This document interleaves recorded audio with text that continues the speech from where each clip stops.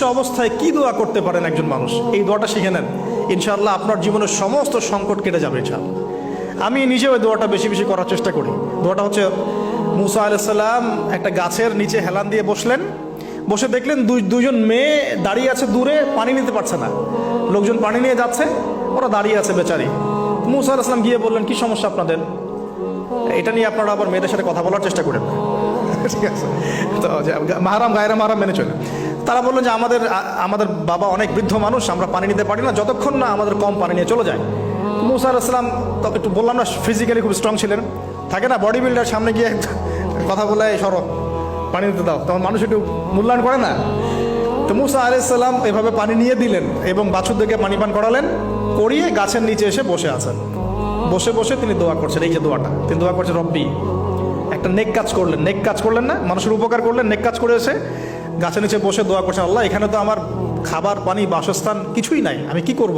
রব্বি ইন্নি লিমা আনজালতা ইলাইয়া মিন খায়রিন ফাকির, রব্বি ইন্নি লিমা আনজালতা ইলাইয়া মিন খায়রিন ফাকির। আবার বলেন, রব্বি ইন্নি লিমা আনজালতা ইলাইয়া মিন খায়রিন ফাকির। অর্থ হচ্ছে, হে আল্লাহ, তুমি তোমার পক্ষ থেকে আমার উপরে যে নেয়ামতগুলো দিবে, আমি এর জন্য ফকির হয়ে বসে আছি। আল্লাহ অর্থ বুঝে পড়বেন ভাই, নামাজ রোজা হজ জাকাত যাই করেন আল্লাহর ওয়াস্তে অর্থ বুঝে পড়বেন। অর্থ বুঝে পড়লে আপনার ইবাদতের স্বাদ পাবেন, তৃপ্তি পাবেন, আল্লাহর সাথে কানেকশন হবে, আল্লাহর নূর পাবেন, মাআরিফত পাবেন, সত্য স্বপ্নও দেখবেন তখন ইনশাআল্লাহ। তখন শুয়ে শুয়ে সত্য স্বপ্ন দেখবেন ইনশাআল্লাহ। আল্লাহ পাক তৌফিক দান করে দেন। এবার আল্লাহ পাকের সাহায্য নেমে আসলো, ওই দুই মেয়ের মধ্যে একজন হেঁটে হেঁটে চলে আসছে। এবার এই মেয়ের হাঁটা সম্পর্কেও কোরআন কথা বলেছে, সুবহানাল্লাহ। এই মেয়ে কিভাবে হেঁটে এসেছে এই হাঁটার বর্ণনাও কোরআন দিয়েছে। কোরআন বলেছে এই মেয়ে হেঁটে আসছে লাজুক পায়ে। এখন আপনি এই পুরো ওয়ার্ল্ডের মেয়েদের হাঁটা দেখেন, লজ্জা আছে? তাহলে মেয়েদের সাথে লজ্জা একটা গভীর সম্পর্ক আছে। এই মেয়ে প্রশংসা আল্লাহ পাক কোরআনে করলেন, লাজুক পায়ে লাজুক ভঙ্গিতে অবনত নয়নে সে হেঁটে আসলো। এখন আপনি কেলে যান, গো টু খেল, আপনাদের টুইন টাওয়ারে যান, দেখেন সবার হাঁটা চলা দেখেন। হায়া লজ্জার কোনো বালাই আছে এখানে? আমি গত লেকচারে বলেছিলাম যে আদম আলাইহিস সালাম এবং হাওয়া আলাইহিস সালাম, ইবলিস তাদের সাথে প্রথম যে আচরণ করেছে ওই ফল খাওয়ানোর পরে, সেটা কি? তাদের গা থেকে পোশাক খুলে পড়ে গেছে, মানে নগ্ন করে দিয়েছে আমাদের পিতামাতাকে, মহাবিশ্ব নগ্ন করে দিয়েছে কে? ইবলিস। তো এখন এই পৃথিবীতে আমরা যারা নগ্নতার চর্চা করছি, তাহলে কার এজেন্ট আমরা বুঝতে বাকি আছে? আমার কথা কি বুঝতে পারছেন কি না? এই কানেকশন মেলানোর চেষ্টা করেন, ডটসগুলো মেলানোর চেষ্টা করেন। সামনে যাই প্রিয় ভাই, এই মেয়ে এসে বলছে, আমার বাবা আপনাকে ডাকেন, আমার বাবা আপনাকে ডাকছেন। তিনি গেলেন, বাবা শুআয়ব আলাইহিস সালাম। তখন এক বোন ইনডাইরেক্টলি বাবাকে বোঝাচ্ছে যে বিয়ে শাদী দিলে ভালো হয়। এক বোন বলছে যে আপনি তো তাকে পুরস্কৃত করতে চাচ্ছেন, তাহলে এইরকম কবিউন আমিন একজন মানুষকে সবচেয়ে ভালোভাবে পুরস্কৃত করা যায় তার যথাযোগ্য প্রতিদান দেওয়ার মধ্য দিয়ে। তো মেয়ের ইশারা বাবা বুঝেছেন, তিনি নিজের এক মেয়ের সাথে মুসা আলাইহিস সালাম বিয়ে দিলেন, সুবহানাল্লাহ। তবে শর্ত দিলেন, দেনমোহর কি? মোহর তো নাই। মোহর কি এবার? মোহর হচ্ছে 8 বছর তোমাকে আমার ফার্মে কাজ করতে হবে। এটা আগেকার একটা স্টাইল ছিল, সুন্নাহ। এটা এখন নাই যদিও, আগে এরকম ছিল যে দেনমোহর দেওয়ার জন্য এই একটা পদ্ধতি ছিল। যেমন ইয়াকুব আলাইহিস সালামের ক্ষেত্রেও এরকম 7 বছরের কথা আসছে, তিনি 7 বছর তার শ্বশুরের ফার্মে কাজ করেছেন।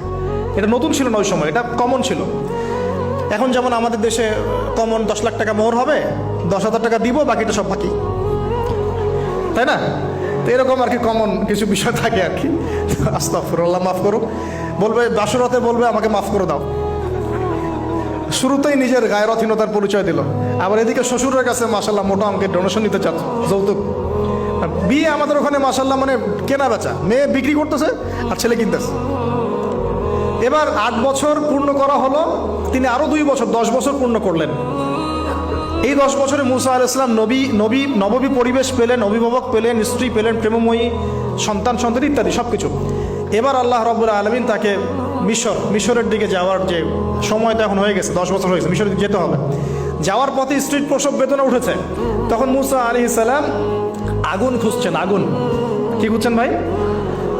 আগুন খুঁজতে খুঁজতে তুর পাহাড়ের ওখানে গিয়ে দেখছেন যে আগুন গাছে জ্বলছে, সবুজ পাতার উপরে আগুন, তিনি অবাক। এই সময় আওয়াজ আসলো, বিসমিল্লাহির রহমানির রহিম, ইন্নী আনা রব্বুক ফাখলা'না আলাইক ইন্নাকা বিল ওয়াদিল মুকদ্দাস তুয়া। মুসা, ইন্নানি আনা আল্লাহ লা ইলাহা ইল্লা আনা ফা'বুদনি ওয়া আকিমিস সালাতা লিযিকরি। মানে এখানে অনেকগুলো কথা আছে, সূরা তাহার মধ্যে আছে। আওয়াজ চতুর্দিক থেকে ভেসে আসলো। মহান আল্লাহ রব্বুল আলামিন তার শান অনুযায়ী, তার ইজ্জত অনুযায়ী তিনি যেভাবে কথা বলেন সেভাবে মুসা আলাইহিস সালামের সাথে কথা বললেন। আল্লাহু আকবার। বললেন, ইয়া মুসা, হে মুসা, ইন্নানি আনা আল্লাহ, নিশ্চয় আমি আল্লাহ, লা ইলাহা ইল্লা আনা, আমি ছাড়া কোনো ইলাহ নাই, ফা'বুদনি, তুমি আমার ইবাদত করো, ওয়া আকিমিস সালাতা লিযিকরি, আমার ইবাদতের জন্য সালাত কায়েম করো, আমার জিকিরের জন্য সালাত কায়েম করো, আমার স্মরণের জন্য সালাত কায়েম করো। ফাখলা'না আলাইক, তোমার জুতা খুলে ফেলো, ইন্নাকা বিল ওয়াদিল মুকদ্দাস তুয়া, তুমি তুয়া উপত্যকায় আছো, পবিত্র তুয়া উপত্যকায় আছো। আদব শেখানো হলো। এভাবে অনেক কথোপকথন হলো। নবী মুসা আলাইহিস সালাম ভয় পেয়ে গেলেন এবং আল্লাহ পাক আরো কথা বললেন, ওয়ামা তিলকা বিয়ামিনিকা ইয়া মুসা, তোমার ডান হাতে এটা কি? মুসা আলাইহিস সালাম বলছেন, ক্বালা হিয়া আসায়া আতাওয়াক্কাউ আলাইহা ওয়া আহুশু বিহা আলা গনামি ওয়া লিয়া ফিহা মাআরিব উখরা, এটা তো আমার লাঠি, এটা দিয়ে আমি ডালপালা পারি, আমার ওই যে গবাদি পশু চড়াই। আল্লাহ পাক বলছেন যে এটা ছুঁড়ে মারো, আলকিহা ইয়া মুসা, এটা ছুঁড়ে মারো। ফালকাহা, তিনি ছুঁড়ে মারলেন, ফাইদা হিয়া হাইয়াতুন তাসা, এবং এটা ছোটাছুটি শুরু করলো, বড় একটা সাপ হয়ে গেল। সুবহানাল্লাহ। এগুলো কোনো গাল গল্প নয়, এগুলো আল্লাহ রাব্বুল আলামিনের মুআজিজা, মুআজিজাতুল কুবরা, এটা বড় মুআজিজা। তিনি পিছনের দিকে দৌড়ানো শুরু করলেন সাপ দেখে, খাইফা ইয়াতারাক্কাব, মানে ভয়ে দৌড়ানো শুরু করলেন। আল্লাহ পাক বলছেন, লা ইয়াখাফু লাদাইনাল মুরসালিন, আমার কাছে রসুলগণ ভয় পায় না, তুমি ভয় পেও না, তুমি ওটাকে ধরো পিছন থেকে, সেটা আবার লাঠি হয়ে যাবে। পিছন থেকে হাত দেওয়া হলো, লাঠি হয়ে গেল। সুবহানাল্লাহ। এবার বলছে যে তুমি তোমার বগলের নিচে হাত ঢুকাও। মুসা আলাইহিস সালাম বগলে হাত ঢুকালেন, বের করলেন, হাত থেকে টর্চ লাইটের মতো আলো বের হওয়া শুরু। এটা দ্বিতীয় নিদর্শন। কেন দেয়া হলো নিদর্শন? এবার আল্লাহ পাক তার দায়িত্ব তাকে বলছেন, তোমাকে নিদর্শনগুলো কেন দিলাম, তোমাকে মনোনীত কেন করলাম, কেন তোমাকে মনোনীত করলাম মুসা, তোমার কাজটা কি? তোমার কাজ এখন এটা, ইযহাব ইলা ফিরআউনা ইন্নাহু তাগা, তুমি ফিরআউনের কাছে যাও। ফিরআউন সীমা লঙ্ঘন করেছে, মনে আছে ফিরআউনের কথা? সীমা লঙ্ঘন করেছে। তখন মুসা আলাইহিস সালাম তার অপারগতা প্রকাশ করছেন এভাবে। তিনি বলছেন, আল্লাহ, আমার তো জিহ্বায় জড়তা আছে, আর আমি তো ওখানে এক ব্যক্তি, আমার খুনের অভিযোগ আমার কাঁধে, আমি এখন কিভাবে কি করব আল্লাহ? তখন আল্লাহ রাব্বুল আলামিন বলছেন, এই দোয়াটা করো। কোন দোয়া? মুসা আলাইহিস সালাম বললেন, রব্বি ইশরাহ লি সাদরি, হে আল্লাহ আমার বক্ষ প্রশস্ত করো, ওয়াসসির লি আমরি, আমার কাজকে সহজ করে দাও, ওয়াহলিল উকদাতাম মিন লিসানি, আমার জিহ্বার সমস্ত জড়তা দূর করে দাও, ইয়াফকাহু কাওলি, যাতে মানুষ আমার কথা বুঝতে পারে। আর আমার সাথে আমার পরিবারের মধ্য থেকে ওয়াজআলনি ওয়াজিরাম মিন আহলি, আমার পরিবারের মধ্যে একজন ওজির আমাকে দাও, সাথী। হারুন আখি, আমার ভাই হারুনকে দান কর। সুবহানাল্লাহ। হারুন আলাইহিস সালামকে নবুয়ত দেয়া হলো, দুজনকে আল্লাহ পাক এখন বলছেন, ইযহাবা ইলা ফিরআউন, তোমরা দুজন এখন ফিরআউনের কাছে যাও। ফাইন্নাহু তাগা ফাকুলা লাহু কাওলান লাইয়িনা, তবে তাকে গিয়ে কর্কশ ভাষায় কথা বলবে না, নরম স্বরে কথা বলবে। দায়ীদের এখানে সুন্নাহ, দায়ীদের জন্য শিক্ষা আছে, দায়ী আলেম যারা মুবাল্লিগ তাদের শিক্ষা আছে। ফিরআউনের সামনে গিয়ে দাওয়াত দিলেও কিভাবে দিতে হবে? ফাকুলা লাহু কাওলান লাইয়িনা, নম্রভাবে কথা বলো। লাআল্লাহু, কেন নম্রতার সাথে? লাআল্লাহু ইয়াতাযাক্কারু আও ইয়াখশা, হয়তোবা নম্রতা প্রদর্শন করলে সে উপদেশ গ্রহণ করতে পারে, অথবা সে আল্লাহকে ভয় করতেও পারে। আল্লাহ পাক তো আগে থেকে জানেন সে ঈমান আনবে না, তারপরেও আমাদের আদব শিখাচ্ছেন আল্লাহ পাক এখানে। তারা দুজন চলে গেলেন, দাওয়াত দিলেন। ফিরআউন মশকরা করছে, ওয়ামা রব্বুকুম ইয়া মুসা, তোমাদের দুজনের রব আবার কে? হ্যাঁ, মুসা আলাইহিস সালাম বুঝাচ্ছেন, রব্বি আল্লাযী, আমার রব সেই রব যিনি জীবিতকে মৃত করেন, মৃতকে জীবিত করেন, ইত্যাদি। মানে যার হুকুম ছাড়া একটা গাছের পাতাও নড়ে না, যিনি মাটি থেকে সব উৎপন্ন করেন, বৃষ্টি বর্ষণ করেন, সব বুঝালেন। ফিরআউনের বক্তব্য তখন এটাই ছিল, তোমাদের কাছে কি কোন নিদর্শন আছে, কোন আয়াত নিদর্শন আছে? হ্যাঁ, নিদর্শন আছে। কি? লাঠি ছুঁড়ে মারলেন, সাপ হয়ে গেল। এখন ফিরআউন বলছে, এটা তো জাদু, এটা কি?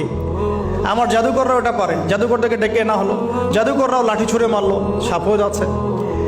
কিন্তু এই বড় সাপ ওদের সব সাপকে খেয়ে ফেললো। তখন ফেরাউন কিন্তু ভয় পেয়ে গিয়েছিল। এরপরেও এই হাত বের করে আলোর এই নিদর্শন দেখানো হলো, তাওহীদের দাওয়াত দেওয়া হলো, ফেরাউনকে ভয় করতে বলা হলো, ফেরাউনকে সতর্ক করা হলো যে আমার রব, আপনার রব, সবার রব হচ্ছেন আল্লাহ। সব কিছু বোঝানো হলো, কিন্তু ফেরাউন এই কোনো কথাই গ্রহণ করলো না।